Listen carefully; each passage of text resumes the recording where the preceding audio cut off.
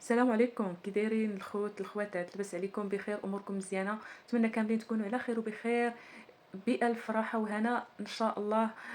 مرحبا بكم في هذا الفيديو الجديد. قبل ما نبدا لكم أو ندخل لكم في صلب الموضوع، بغيت نشكركم بزاف، نشكركم وكلمات الشكر صراحة قليلة في الحق ديالكم. شكرا على الدعم الجميل اللي دعمتوني في الفيديوهات السابقة. شكرا لكاع الناس اللي عطاوني شوية من وقتهم تفرجوا في الفيديو، سواء ثواني سواء دقيقة سواء أكثر. شكرا لكل من تفرج في هذاك الفيديو أو فقط ضربت لي لو خرج. شكرا لكم جميعا. شكرا لأي واحد خلالي تعليق زوين مثل قلب زوين. شكرا لاي شخص خلالي لايك، وشكرا لاي شخص دعمني بالاشتراك ديالو وفرحني. الله يفرحكم جميعا. شكرا جزيلا. وكما كنقول لكم كلمات الشكر قليله في حقكم، ومن لا يشكر الناس لا يشكر الله. هذا الموضوع اللي بغيت نتطرق لكم ليه اليوم كان من محض اختياري الشخصي، يعني ماشي شي حد سولني عليه او لا شي حاجه، انما في اطار مواكبه الفيديوهات قررت ندير واحد الحاجه اللي ربما ممكن انها تفيد الناس، ممكن ان شي حد ياخذ منها معلومه، ممكن ان شي حد غير يكون عنده فكره على هذا الموضوع هذا بدون كاع ما يحتاجوا او لا شي حاجه. مهم كتكون واحد الفكره. فهذا الموضوع هو التجمع العائلي لبلجيكا. انا مريت من هذه المرحله، ولكن هذه سنين هذه سنين طبعا، وكل مره القوانين كما كتعرفوا ديال بلجيكا كل مره كتغير. انا ماشي مختصه في هذا المجال وما عنديش درايه شامله بكل شيء في هذا المجال، ولكن هاد القوانين او هاد الامور الاجراءات اللي غادي نقول لكم اليوم انا قلبت عليها في الانترنت. يعني انا كنقلب على واحد المعلومه، جيت هزيتها حطيتها للناس اللي يقدروا يحتاجوها، او شوف الله اعلم. المهم هذا التجمع العائلي كما قلت لكم فالمعني بالامر اللي باغي يقوم به سواء الزوجه او الزوج، ضروري انه يكون عنده واحد المدخول المادي اللي كيوصل ل 2323 اورو فاصله 10 سنت. يعني في حاله ما الشخص غادي يجيب الزوجه او الزوج ديالو، يعني انسانه غتجيب راجلها او راجل غيجيب مرته. الا كانوا عندهم اطفال وباغين مثلا حتى هاد الاطفال يديروا لهم لام الشمل، فضروري هذاك الصالير كتزاد عليه واحد 10% من هذاك الصالير نيت. بمعنى انه الا كانت عندك 2323 اورو باش تجيب الزوجه ديالك، فضروري كتزيد عليها واحد 232 اورو ديال الاطفال كل شهر، ديال 232 اورو لكل طفل.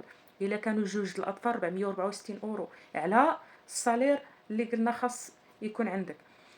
بالنسبة للسن الأدنى للحصول على التجمع العائلي هو 21 سنة عوض 18 سنة. علاش؟ لأن 18 سنة داروها حيدوها تفاديا لزواج القاصرين، وتفاديا لذاك زواج المصلحة اللي كيكون، يعني أكثرية كيكونوا في هذا اللاج كيتزوجوا من أجل الهجرة فقط. التجمع العائلي عندك الحق كما قلنا بالنسبة للأطفال ديروا الطفل اللي أقل من 18 سنة أو أكثر من 18 سنة إلا كانت عنده وضعية خاصة أي إعاقة أو شيء من هذا القبيل. بالنسبة للأطفال اللي قل من 18 سنة إلا كان والديهم خارج بلجيكا، فعند الحق الوالدين أنهم يطلبوا لم شمل أو طلب الالتحاق بالطفل بلجيكي قاصر. هذا الشيء اللي كاين بخصوص الأمر. فبالتالي كاين ايضا واحد الخاصيه ديال التامين الصحي. يعني المعني بالامر اللي غادي يقوم بلم الشمل ضروري يكون عنده واحد التامين صحي في هذا البلد، باش ملي يجيب وليداتو ملي يجيب العائله ديالو غادي يوفر لهم هذه المساله، لانها واحد المساله اللي ضروريه واجباريه في هذا البلاد. الإقامة المناسبة أيضا هذه ضروري منها. يعني الشخص اللي غادي يدير تجمع عائلي ضروري يكون عنده واحد السكن اللي خاص به، ما يكون مشترك مع حتى حد، ما يكون كاري مع حد. سكن غادي يوفروا للزوجه ديالو فقط او لولادو. ما يمكنش تكون كاري مع شي حد وغادي تجيب الزوجه ديالك لدار فيها مثلا زوافريه، او زوجه تجيب راجلها لدار فيها كاريه فيها مع بنات او شي حاجه. هادشي غير مقبول بتاتا. فضروري الواحد يوفر سكن لعائلته اللي باغي يجيبهم. الا كانت زوجه فبيت واحد كافي، الا كان طفل واحد فغرفتين كافيتين، او جوج اطفال الا كانوا ثلاثه فضروري من اكثر من غرفتين. وكاين ايضا اثبات المداخل السنويه. يعني كيكون عندك واحد لي فيش دو باي ديال 12 شهر خاصك تحطهم. كاين اللي كيحط ديال 6 شهور، ملي كيبغي يدفع الدوسي كيحط ديال 6 شهور، وكل شهر كيخدمو كياخذ الفيش دو باي ديالو كيزيد يدفعو لوفيس ديترونجي، وهكا حتى كيتقبل الملف ديالو. من ضمن ايضا الشروط ديال التجمع العائلي السجل العدلي يكون نظيف. يعني الطرف اللي خاصك تجيبه مثلا لهاد البلاد خاص يكون عنده سجل عدلي نظيف. فبالتالي الا كنتي عندك هاد الشروط او متوفره فيك هاد الشروط هذه، فاللي مثلا مقيم في بلجيكا وباغي يتزوج في بلجيكا فكيدير طلب في البلديه حسب مكان الإقامة ديالو. أما إلا باغي يجيب شي حد من بلاد أخرى، مثلًا باغي تجيب شي حد من المغرب، فالمعني بالأمر كيقوم بوضع طلب تأشيرة فيزا دي كما كنقولوا في التيليس كونتاكت. والإنسان ملي كيحط الدوسي ديالو، ملي كيدفعو في مثلًا في التيليس كونتاكت، فضروري اللي عنده شي إثباتات كيحطهم تما في هذاك الدوسي، إثباتات عقد الزواج، شهادة الميلاد، إثباتات الشراكة القانونية، ممكن يكونوا رسائل تواصل يعني في مواقع التواصل الاجتماعي، فيسبوك، واتساب، أي حاجة بحال هكا. ممكن صور جمعات هاد الأشخاص سواء قبل الزواج، سواء فترة ديال الخطوبة، سواء فترة الزواج، سواء بعد الزواج. مهم أنه يكونوا صور داعمة لهذاك الملف ديالهم وباش تقويه وتعززه مزيان. بالنسبة للشروط القديمة راه مازال خدامة على الملفات اللي تم تقديمهم قبل القانون الجديد اللي خرج من 18 غشت سنة 2025 ديال التجمع العائلي. يعني الناس اللي حطوا الملفات ديال التجمع ديالهم قبل هذا التاريخ هذا فكتطبق عليهم الشروط القديمة. أما الناس اللي غادي يحطوه من بعد هذا التاريخ هذا فكتطبق عليهم الشروط الجديدة. من واحد الناحية أخرى، مثلا بالنسبة للأشخاص اللاجئين أو الأشخاص اللي عليهم شي وضع آخر معين أو خاص، راه كيكونوا عليهم استثناءات من بعض المتطلبات. إلا كان الإنسان غادي يدفع الكوابيتاسيون، خاص إثبات علاقة مستقرة ودائمة. مثال، يكونوا هاد الناس مثلا معاشرين بعد واحد العام قبل عاد كيدفعوا على هاد التجمع ديالهم. او الا ما كانوش معاشرين مع بعضياتهم، على الاقل كيدفعوا دي بروف كوم كوا راه ديجا كاين التواصل مع بعضياتهم، باش كيقويو هذاك الملف ديالهم اللي غادي يحطوه في حالة ما كانوش كما قلنا عايشين مع بعضياتهم. دابا غادي نهضر لكم على الوثائق اللي لقيت ممكن الشخص يوجدهم، اللي كاين في بلجيكا، باش يحطهم في الملف ديالو ديال التجمع مع الطرف الثاني اللي مثلا يقدر يكون في المغرب، يقدر يكون في بلاد اخرى.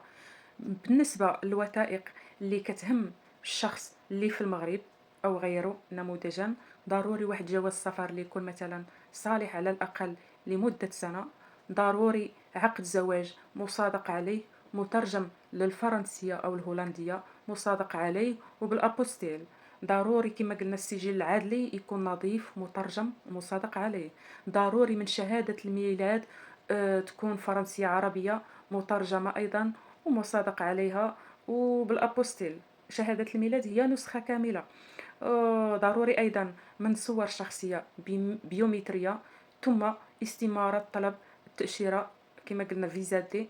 و واحد الإضافة اللي لاحظتها في الناس اللي دفعوا مؤخرا، هو أن بعض الزيجات أو ممكن حتى الأزواج كيطلبوا ليهم واحد شهادة طبية مصادقة عليها موقعة من مندوبية الصحة.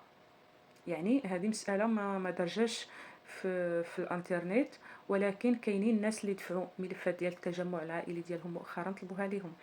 اما بالنسبه للشخص اللي كاين في بلجيكا، فالوثائق اللي غادي يوجد كاين ضمنهم عقد العمل ديالو سواء دائم او غير دائم، 3 أشهر ماكسيموم ديال فيش دو باي، وكل كما قلنا كل شهر اضافي كيخدموا راه كيهز الفيش دو باي ديالو كيحطوا كيصيفطوا لوفيس ديترونجي.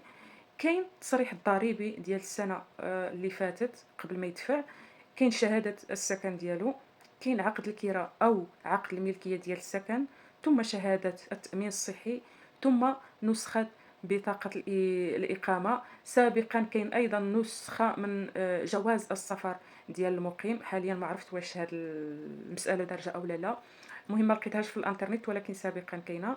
واللي سمعت انه ايضا مؤخرا كما قلت لكم بحكم ديجا شفت ناس دفعوا مؤخرا التجمع العائلي، اللي شفت ايضا هادشي ما دارش في الانترنت، ولكن عن تجربه بعض الاشخاص ان الزوج ايضا كيطلبوا ليه واحد النسخه كامله مصادق عليها مع الابوستيل ايضا. ملي كيوجدوا الناس هاد الامور كامله فكيدفعوا كيجمعوا الوثائق ديالهم. الزوج بطبيعه الحال كيصيفط الامور ديالو للزوجه ديالو باش كتجمع الدوسي كامل، كتديه للتيليس كونتاكت في البلاصه اللي قريبه ليها هي، كتمشي تدفع تما. مده دراسه الملف قانونيا هي 6 أشهر إلى 9 أشهر بالنسبة مثلا للناس اللي عندهم جنسية بلجيكية، 9 أشهر إلى سنة بالنسبة للناس اللي عندهم عقد عمل مؤقت. هادو غير من الناحية القانونية، ولكن بحكم الفترة ديال كورونا ملي دازت إلى هاد الفترة الحالية اللي حنا فيها، الملفات غالبًا كيتريطاو بسرعة، فبالتالي هاد الفترة ممكن تكون أقل، يعني عوض الملف يتدرس في 6 أشهر ممكن يتدرس في شهرين، 3 شهور، أحيانًا شهر، على حسب الشخص واش خدم الملف ديالو مزيان، واش عنده الأمور ديالو مقادة، ما عليه حتى حاجة، فالملف ديالو كيتعالج بسرعة والإجابة كياخدها بسرعة. هادشي اللي كاين في هاد الفيديو، نتمنى أنه يكون فادكم، أو على الأقل خديتو معلومة، ولو مهم خديتو معلومة وخديتو فكرة على التجمع العائلي لبلجيكا كيفاش كيكون. نتمنى أني ما نكونش قصرت في حقكم، نتمنى أنكم تقبلوا الشكر ديالي ليكم على كما قلت لكم المساندة ديالكم ليا في الفيديوهات السابقة. كنعاود نشكركم ونزيد نشكركم مجددا، شكرا جزيلا لكم. خليتكم في أمان الله وحفظه، دمتم في رعاية الله. السلام عليكم ورحمة الله تعالى وبركاته.